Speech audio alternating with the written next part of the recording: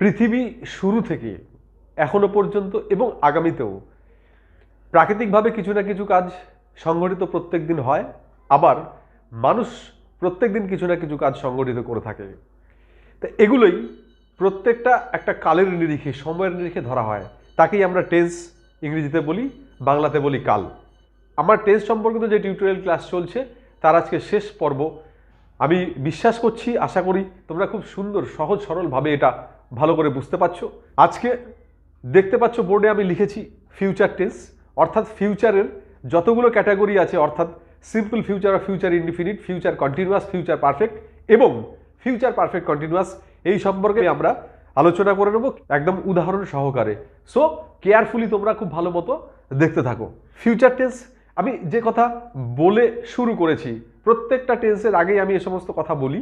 এবার ফিউচারের বাংলা যদি আমরা করি সেটা হচ্ছে ভবিষ্যৎ। এখন ভবিষ্যৎ কি? ভবিষ্যৎ হচ্ছে আগামীতে যা আসছে, পরবর্তী সময়ে যে সময়টা এখনো আসেনি, আসছে, সেই সময় যে সমস্ত কাজকর্ম ঘটবে সেটা প্রাকৃতিকভাবে কাজকর্ম ঘটা বলতে কি বুঝি? বাতাস বওয়া প্রাকৃতিক ঘটনা, জলের স্রোত, নদীর স্রোত একদিক থেকে আরেক দিকে বয়ে যাওয়া, ভূমিকম্প হওয়া, সূর্য ওঠা, অগ্নুৎপাত হওয়া, ভূমিকম্প, এই সমস্ত প্রাকৃতিক সংঘটনের মধ্যেই পড়ে। অতীতেও হয়েছে, বর্তমানে হচ্ছে, ভবিষ্যতেও হয়ে থাকবে। তাহলে অতীতে যে ঘটনাগুলো ঘটেছে সেগুলো আমরা পাস্ট টেন্সের আওতাতে অধীনে ফেলেছি, এখন যেগুলো হচ্ছে সেগুলো বর্তমানের অধীনে ফেলছি প্রেজেন্ট টেন্সের ক্যাটাগরিতে, এবং আগামীতে পরবর্তী সময়ে যা ঘটবে সেগুলো সব ভবিষ্যতের মধ্যে হবে। তাহলে আমার কথাতে স্পষ্টভাবে বোঝা যাচ্ছে যে সমস্ত ঘটনা এখনো ঘটেনি, যে সমস্ত ঘটনা ঘটে যায়নি, এখনো ইয়েট টু হ্যাপেন, ঘটতে এখনো বাকি আছে, এখনো যেগুলো সংগঠিত হবে, যেগুলো সম্পন্ন হবে, সেগুলোই হচ্ছে সব ভবিষ্যৎকাল, ফিউচার টেন্সের মধ্যে পড়ে। সিম্পল ফিউচারের মধ্যে আমরা যদি বলি, ফিউচারের কতগুলো ক্যাটাগরি আছে। একটা হচ্ছে সিম্পল ফিউচার যা কিছু হবে। কিরকম? উদাহরণ দিই। এখানে আমি ABCD চারটে সেন্টেন্স নিয়েছি। প্রথমটা হচ্ছে আমি বিদ্যালয়ে যাব, মানে আমি স্কুলে যাব। ভার্ব কোনটা? যাওয়াটা, যাব। এই কথা বললে নিশ্চিত রূপেই আমরা সকলেই জানি, তোমরা বোঝো ভালো করে, যে যাওয়াটা হয়নি, হবে। সে কাজ করবে বললে কি বোঝায়? যে কাজ হয়ে গেছে বা কাজ চলছে, কাজ করবে। যদি জিজ্ঞেস করা হয় তুই কাজ করবি না, বলে হ্যাঁ আমি কাজ করব, মানে কাজ শুরু হয়নি, আগামীতে হবে, পরবর্তী সময়ে যেটা আসছে সেই সময়ে সম্পন্ন হবে, সেই জন্য এটা ভবিষ্যতের মধ্যে পড়ছে। সিম্পল ফিউচার বা ফিউচার ইনডিফিনিটের মধ্যে হচ্ছে সে কাজ করবে, তারা নাচবে। তাহলে বাংলাতে যে ক্রিয়াপদগুলো আছে দেখো, যাবে, করবে, নাচবে, ফুটবে, তার মানে ক্রিয়াপদগুলো শেষে ব যুক্ত রয়েছে, না বয়কার বা বওকার এরকম থাকবে। তা এইটাই আমরা যখন নাকি ইংরেজিতে কনভার্ট করব, ট্রান্সলেশন করব, তখন কিভাবে হবে। তাহলে সিম্পল ফিউচারের একটা গঠন আমরা একটুখানি দেখে নিই। কিভাবে গঠনটা? আমি গঠনটা এখানে লিখব। গঠনটা কি আছে? যে 12টা সেন্টেন্স আছে, যে 12টা টেন্স আছে, সেই 12টা টেন্সের প্রত্যেকটা শুরুতেই সাবজেক্ট হবে, সুতরাং সাবজেক্ট কমন। তারপরে কি হবে? এন্ড ফিউচার হলেই, আমি যে পারফেক্ট বলেই হ্যাভ আর হ্যাজ, হ্যাড এরকম হবে, তেমনি ফিউচার হলেই উইল শ্যাল বসবে। তাহলে শ্যাল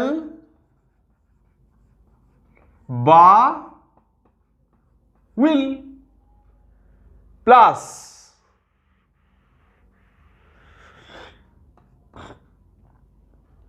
ভার্বের ফার্স্ট ফর্ম, ভার্বের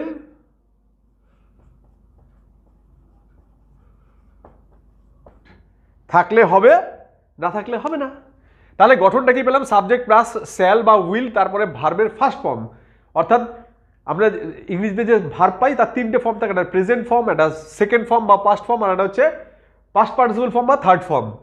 তাহলে এই হচ্ছে গঠন। এই গঠনের নিরিখে আমরা এই চারটে সেন্টেন্স ট্রান্সলেশন করবো ইংরেজিতে। প্রথমটা কি, যে আমি বিদ্যালয়ে যাব, মানে স্কুলে যাব, রাইট? তাহলে এখানে ভার্ব কোনটা? যাওয়া। প্রশ্ন করি কে যাবে, প্রশ্ন করি যদি কে যাবে, তাহলে আমি যাব, উত্তর আসছে আমি। তাহলে সাবজেক্টকে আমি, প্রথমে আমাকে সাবজেক্ট লিখতে হবে, কারণ প্রথমে সাবজেক্টই আছে। তাহলে সাবজেক্টকে আমি ইংরেজি আমরা প্রত্যেকেই জানি, এভরিবডি নোজ, ওকে? তাহলে আমি, তারপরে কি শ্যাল অথবা উইল। আই এর সাথে সবসময় শ্যাল বসে, আই এর সাথে সবসময় শ্যাল বসে, তাহলে আই শ্যাল। এর পরে আছে ভার্ব। এই যে ভার্বের ফার্স্ট ফর্ম, ভার্ব কোনটা? যাব। তাহলে আসলে কথাটা তো যাব না, কথাটা হচ্ছে যাওয়া। মেন ক্রিয়াপদ হচ্ছে যাওয়া, ভার্বটা হচ্ছে যাওয়া। যাওয়া ইংরেজি কি? গো। তাহলে ফার্স্ট ফর্ম হচ্ছে গো, আই শ্যাল গো। তাহলে এই আই মানে আমি, শ্যাল গো মানে যাব। তাহলে যাব এইটুকু পেলাম, আর আমি ইংরেজি আই, এইটুকু আমরা পেলাম। বাকি রইল কি? বিদ্যালয়ে। প্রত্যেকেই জানি বিদ্যালয় ইংরেজি স্কুল। স্কুল মানে বিদ্যালয় হয়, কিন্তু বিদ্যালয় করতে গেলে আমাকে টু স্কুল করতে হবে, টু স্কুল। তাহলে I shall go to school, আমি স্কুলে যাব। তাহলে ট্রান্সলেশনের এইটা হচ্ছে ফর্মুলা, খুব সহজ, সকলেই পারবে, খুব সহজ। সে কাজ করবে। একইভাবে আবার গঠনের কাজ করবে যখন বলছে, করবে তার মানে কাজটা এখনো সম্পন্ন হয়নি। তাহলে এই ধরনের কথা শুনলেই তোমরা বুঝতে পারবে, এই ধরনের সেন্টেন্স দেখলেই তোমরা বুঝতে পারবে যে এটা ফিউচার টেন্স বা সিম্পল ফিউচার, রাইট? তাহলে সিম্পল আমি এখানে সাবজেক্ট খুঁজবো। সাবজেক্ট হচ্ছে কি? সে কাজ করবে। কে কাজ করবে? উত্তর হচ্ছে সে। অর্থাৎ ক্রিয়াপদকে কে দিয়ে প্রশ্ন করে যে উত্তর হয় সেটা হচ্ছে সাবজেক্ট। তাহলে সে কাজ করবে, কে করবে? সে করবে। সাবজেক্ট কি? সে। তাহলে সে ইংরেজি হচ্ছে হি অথবা সি। হয়ে গেল। তারপরে শ্যাল অথবা উইলের মধ্যে পড়বে। এবার হি এর সঙ্গে কি বসবে, রাইট? আই এর সঙ্গে যেমন শ্যাল বসে, হি এর সঙ্গে উইল বসবে। তাহলে হি বা সে যে উইল, তাহলে হি অর সি উইল কাজ করবে। কাজ করা ইংরেজি হচ্ছে ওয়ার্ক, এর ফার্স্ট ফর্ম হচ্ছে ওয়ার্ক। তাহলে ওয়ার্ক কি বলো? তাহলে he or she will work, সে কাজ করবে। তার মানে দেখো, কাজ করা এইটা হচ্ছে ওয়ার্ক, তার সঙ্গে উইল যোগ করলে কাজ করবে হয়ে যায়। যাওয়া এটা হচ্ছে গো, তার সঙ্গে শ্যাল বা উইল যোগ করলে যাবে বা যাব এরকম হয়ে যায়। তাহলে একইভাবে নাচবে, নাচা ইংরেজি কি? আমি একটু অন্যরকম ভাবে এটা করি। নাচা ইংরেজি ডাজ, DANC। তাহলে নাচবে এর সঙ্গে কি যোগ করলে নাচবে কথাটা হবে?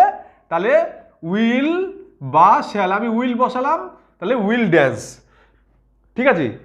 সাবজেক্ট তারা, তারা ইংরেজি দে। তাহলে দে উইল ড্যান্স, তারা নাচবে। আমি একটু ডিফারেন্টলি করলাম, কারণ এই যে যাবে, করবে, নাচবে, ফুটবে, এর ইংরেজিটা আমি জানার চেষ্টা করলাম। এবার পরেরটা আমরা যাই, ফুলটি ফুটবে, ফ্লাওয়ার। এবার উইল না শ্যাল বসবে? উইল বসবে। তাহলে ফ্লাওয়ার উইল। ফোটা ইংরেজি কি? Bloom, BLOOM, Bloom. তাহলে ফুলটি ফুটবে। আমরা ভার্ব এখানে পেলাম, ফুটবে, করবে, যাবে, নাচবে। তাহলে গাইবে, গাইবো কি হবে? উইল সিং বা শ্যাল সিং। আমি কতগুলো দেখে নিই এইরকম ভার্ব। তাহলে খেলবো ইংরেজি কি হবে? তাহলে খেলবোটা আই এর সঙ্গে হয়, তাহলে শ্যাল প্লে। হাসবে, তার মানে এখনো হাসেনি, তাহলে উইল স্মাইল, রাইট? কাঁদবে, তাহলে কি হবে? উইল, ইয়েস, একদম ঠিক বলেছো, ঠিক ধরেছো, এরকম ভাবেই হবে। নেক্সট,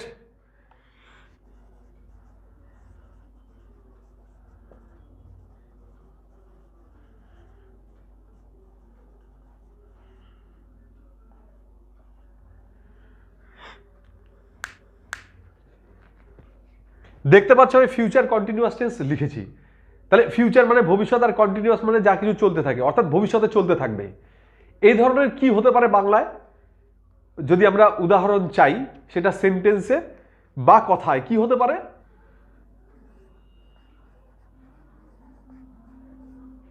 আমি কতগুলো বাক্য লিখে ফেলেছি সেন্টেন্স। আমি খেলতে থাকবো, থাকবো যখন বলেছে, তাহলে নিশ্চয়ই এটা এখনো হয়নি, আমরা এটা স্পষ্টতই বুঝতে পারছি। এইবার খেলতে থাকবো, তার মানে ভবিষ্যৎকালে খেলাটা কিছুক্ষণ ধরে চলতে থাকবে। যদিও আমরা এই ধরনের কথা সচরাচর বলি না, এই ধরনের সেন্টেন্স আমরা সচরাচর লিখি না, তবুও কখনো কখনো আমাদের লিখতে হয় এবং বলতেও হয়।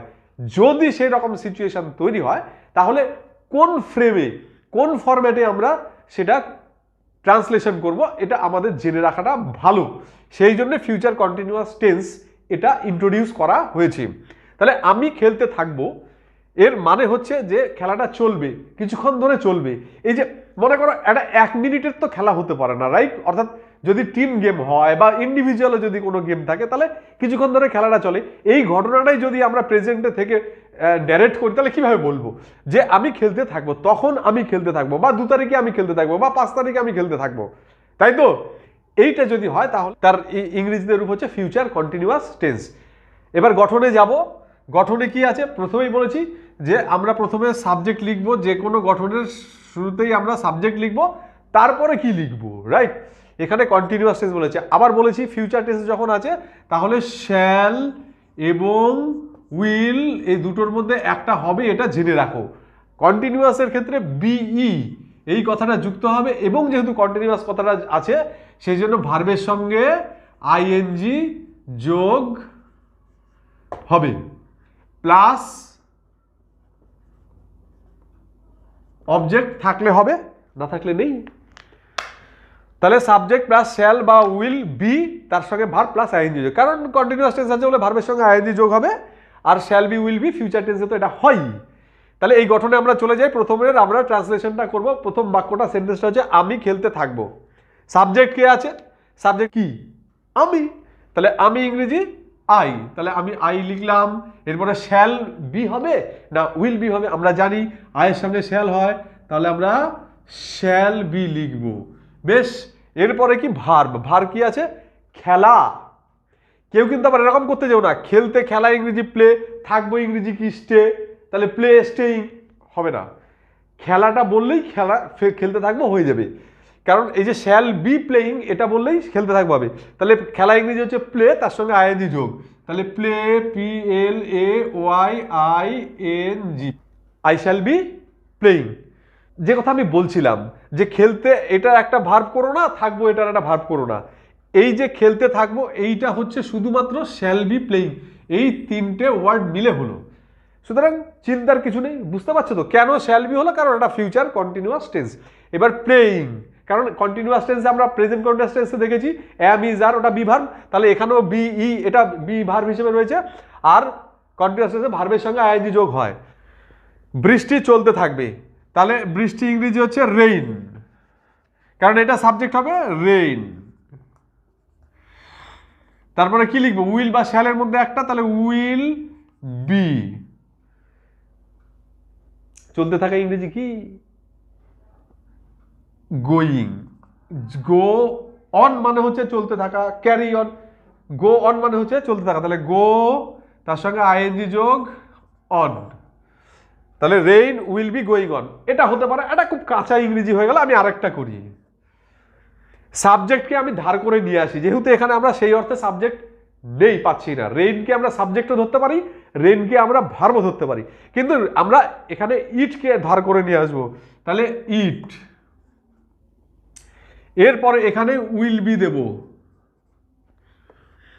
এরপরে ভার্ব। ভার্ব কি? বৃষ্টি, তাহলে বৃষ্টি ইংরেজি রেইন, RAIN, এর সঙ্গে আইএনজি যোগ, তাহলে ইট উইল বি রেইনিং, বৃষ্টি চলতে থাকবে, সে দৌড়াতে থাকবে। তাহলে আমি প্রথমে সাবজেক্ট খুঁজে নেবো। সাবজেক্ট কি আছে? সে। সে ইংরেজি হি অথবা শি। এর সঙ্গে উইল না শ্যাল বসবে? কি বসবে? রাইট, উইল, তাহলে will be. He or she will be কি আছে? দৌড়ানো ইংরেজি কি? রান, তাহলে RUN, he or she will be running. ঠিক আছে? তোমরা আঁকতে থাকবে, একই গঠন। গঠনে চলে যাবো। সাবজেক্ট। সাবজেক্ট কি আছে? তোমরা। তোমরা ইংরেজি কি? ইউ, তাহলে উইল বি। আঁকা ইংরেজি কি? ড্র, DRAW, এর সঙ্গে আইএনজি যোগ থাকবে, তাহলে ইউ উইল বি ড্রয়িং। তোমরা আঁকতে থাকবে, রাইট? তাহলে আঁকতে থাকবে, দৌড়াতে থাকবে, খেলতে থাকবে, নাচতে থাকবো, হাসতে থাকবো, কাঁদতে থাকবো, যেতে থাকবো, আসতে থাকবে, এগুলো সবই হচ্ছে কি হবে? উইল বি কামিং, আসতে থাকবে,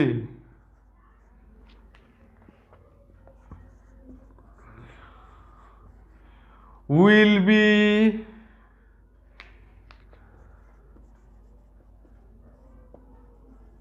স্মাইলিং,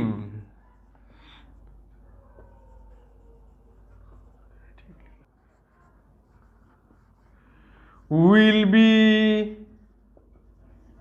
ডান্সিং, নাচতে থাকবে, উইল বি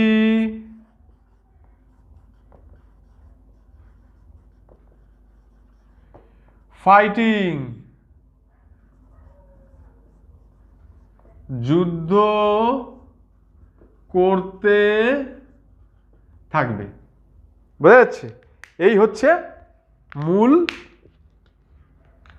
টেন্স।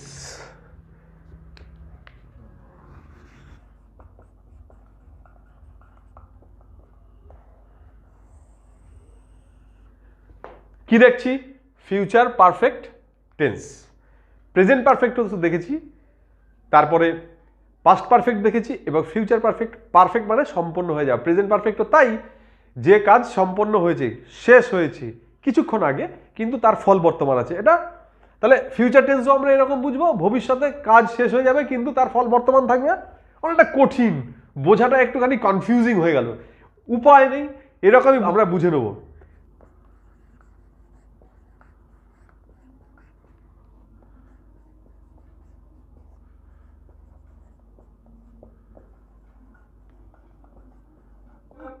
একটা সেন্টেন্স লিখলাম, ততক্ষণে সে পৌঁছে থাকবে, তাই তো? দেখো, এরকম বলি কিন্তু আমরা বাক্যেতেও লিখি, সেন্টেন্সেও লিখি, এবং যখন কথা বলি তখনও কিন্তু আমরা বলি যে ততক্ষণে সে পৌঁছে থাকবে, রাইট? বা আমি পৌঁছে থাকবো। তার মানে কি বলতে চাইছি? পৌঁছানোটা আমার হয়ে গিয়ে থাকবে, কমপ্লিট হয়ে গিয়ে থাকবে, সেটাকেই আমরা এই ফরম্যাটে লিখছি ফিউচার পারফেক্ট টেন্স। বোঝা গেছে? তো এই ধরনের যখনই সেন্টেন্স হবে, তাহলে তার আমরা ট্রান্সলেশন কিভাবে করব? গঠনটা কিরকম হলো? সাবজেক্ট আমরা জানি সব জায়গায় বসে, ফিউচারের জন্য শ্যাল অথবা উইল বসলো, পারফেক্টের জন্য হ্যাভ বসবে, আর ভার্বের থার্ড ফর্মও বসবে পারফেক্ট হওয়ার জন্য, রাইট? তাহলে ততক্ষণে সে পৌঁছে থাকবে, আমি সাবজেক্ট নেব। সাবজেক্ট কি? সে। সে লিখে ফেললাম, এরপরে উইল বা শ্যালের মধ্যে একটা হবে, সের সঙ্গে উইল হয়, তাহলে উইল হ্যাভ, রাইট? তারপরে ভার্ব কি? পৌঁছনো, পৌঁছে থাকবে। পৌঁছনো ইংরেজি কি? রিচ। তাহলে REACH, এখানে বলছে ভার্বের থার্ড ফর্ম, তাহলে রিচের থার্ড ফর্ম বা পাস্ট পার্টিসিপল ফর্ম বসবে, রিচড। তাহলে he will have reach till then, ততক্ষণে, ততক্ষণে সে পৌঁছে থাকবে। লিখলাম তারা বাড়ি ছেড়ে দিয়ে থাকবে, তাহলে একই কথা, এই যে দিয়ে থাকবে, পৌঁছে থাকবে, এসে থাকবে, গিয়ে থাকবে, নেচে থাকবে, গেয়ে থাকবে, এসে থাকবো, গিয়ে থাকবো, পৌঁছে থাকবো, এগুলো কিন্তু সব এক। এগুলো প্রত্যেকটাই এর হবে will have finished, will have come, will have gone, will have reached. ঠিক আছে? তাহলে তারা বাড়ি ছেড়ে দিয়ে থাকবে, তাহলে সাবজেক্ট হবে কি? তারা। তারা ইংরেজি দে। তাহলে উইল আর শ্যালের মধ্যে একটা হবে, তাহলে উইল হ্যাভ। ভার্ব কি আছে? এই যে তারা বাড়ি ছেড়ে দিতে, তারাও নয় বাড়িও নয়, কি? ছেড়ে দিয়ে থাকবে, অর্থাৎ ছাড়া। ছাড়া ইংরেজি কি? Leave, left.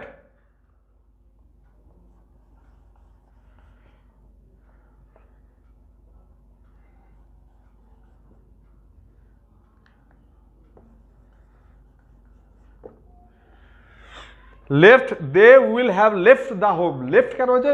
লেফট হচ্ছে লিভের পাস্ট পার্টিসিপল ফর্ম, এখানে ভার্বের থার্ড ফর্ম বসানো হবে। এতক্ষণে তারা রওনা দিয়ে থাকবে, একই। তাহলে তারা ইংরেজি কি? দে। কেন তারাই আগে বললাম? কারণ সাবজেক্ট হবে, তারপরে উইল হ্যাভ। রওনা দেওয়া ইংরেজি কি? স্টার্ট। তাহলে কি স্টার্টই বসবে? না, থার্ড ফর্ম বসবে, স্টার্টেড। তাহলে দে উইল হ্যাভ স্টার্টেড, তারা রওনা দিয়ে থাকবে, তাই তো? এতক্ষণে, টিল নাও, অর্থাৎ এখনো পর্যন্ত, মানে এই পর্যন্ত, এতক্ষণে, রাইট?